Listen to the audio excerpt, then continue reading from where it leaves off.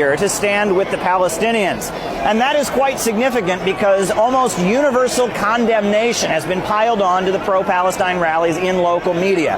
Members of Congress have condemned these protests. The mayor has condemned these rallies. The Democrats and the Republicans have seemed united in expressing opposition to these protests, but yet there are still thousands and thousands of people who have come out to support the Palestinians. Now, they are specifically calling out U.S. aid to Israel, condemning the fact that while the United States is crumbling, billions and billions of U.S. tax dollars continue to fund the crimes of Israel. In their minds, the protesters are outraged about that. Here in New York City, these rallies remain legal. We see in other places in the Western world, in Germany, in France, and in Britain, people being arrested for displaying Palestine flags, these protests being outlawed, being accused of being hate speech.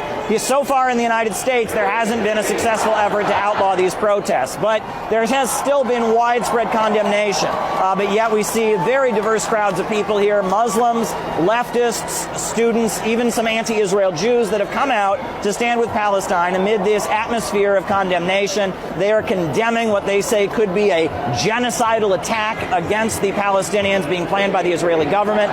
They are condemning U.S. complicity in Israeli atrocities. Very big crowd here, despite the atmosphere of intimidation, urging people not to stand with Palestine in New York City.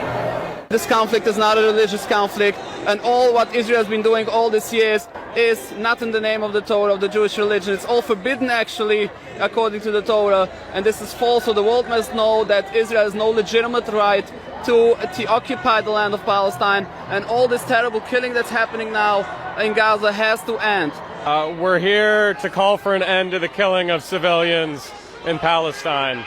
People want freedom, they want their peace, they want their dignity. Hamas does not represent Palestine. Well, I'm here in Times